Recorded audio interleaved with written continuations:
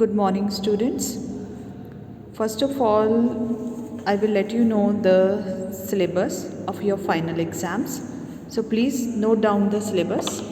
So in our final exam, chapter number 7, chapter number 8, chapter number 9, chapter number 10. These 4 chapters from history.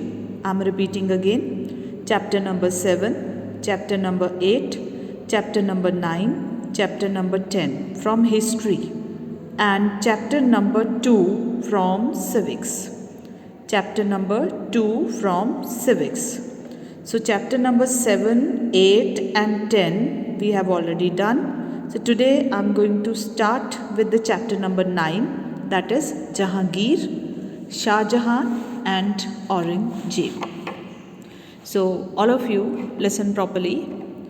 The history of the Mughal ruler is one of the most important because the 17th century was ruled by Mughal rulers, and these Mughal rulers, they were Jahangir, Shah Jahan and Aurangzeb. After Akbar, Prince Salim, his eldest son, he became the king. He expanded the empire, kept it united and also consolidated the Mughal administration. He had a great interest in fine arts and therefore he flourished the art and architecture also. So starting with the Jahangir. Jahangir rebelled against his father, but Akbar forgave him and he nominated him as the heir of the throne, and Prince Salim, he ascended the throne in 1605 after the death of Akbar, and he got the title of Nuruddin Jahangir, which means conqueror of the world. So he continued the policy of his father. He maintained good relations with the Rajput. He was a wise man, he was a learned man, and he was knowing that what techniques will be used in order to keep the empire properly. So various events which took place in Jahangir time. There was a Jahangir's son, Prince Khusrau, revolted against his father. He left Agra and occupied Lahore, but he was defeated, captured, and then he was imprisoned. Guru Arjan Dev, the 5th Sikh Guru, was tortured and put to death for having given shelter to him in distress. Then the Deccan campaign. Jahangir campaign in the Deccan was also not successful. Malik Ambar has become the independent ruler of Ahmednagar. Prince Khurram has succeeded against Malik Ambar and he declared himself as independent. Then war against the Rajput of Mewar. Jahangir led a campaign against the ruler of Mewar, Rana Ambar Singh, the son of Rana Pratap. The Rana was defeated and from then onward remained loyal to the Mughal Empire. Then conquest of Kangra. Prince Khurram succeeded in capturing the fort of Kangra after a siege of 14 months. Later on, mosque was built there and he also conquered Bengal and Abhad. Then loss of Kandhar. Akbar has conquered Kandhar during his time. The Shah of Persia reconquered it during Jahangir reign. Jahangir ordered his son Khurram to go to Kandhar, but he refused, and therefore they lost the Kandhar. Then rise of Noor Jahan. Jahangir, he married Noor Jahan. Earlier she was known as Merumissa. She was the widow of an Afghan noble, Sher Afghan. Jahangir married her and made her his chief queen.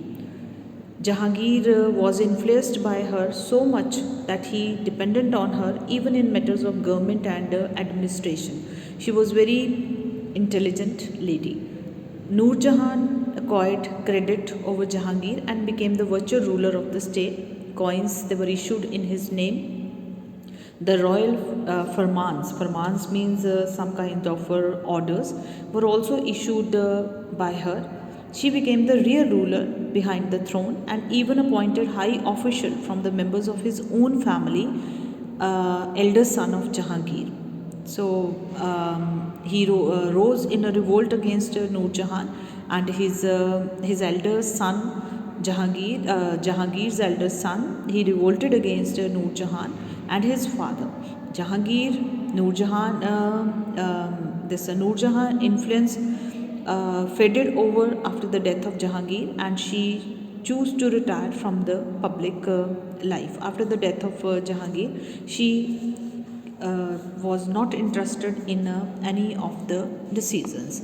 Some of the policies which was taken by Jahangir followed his father's policy of secularism, that is impressive. He was a liberal ruler who was tolerant towards other religions. He was concerned about the welfare of his states and subjects, and then they could. He installed a chain of justice, which means that whoever want the justice, they can ring the bell. Jahangir continued having friendly relations with the Rajputs by having matrimonial alliances with them and appointed the Rajput chiefs to high posts in the administration. Jahangir was a scholar and natural enthusiast. He wrote his biography. He laid out many gardens and famous important Shalimar Bagh's garden in Lahore. He also encouraged painting. One of the famous painting patronized by him was Ustad Mansoor.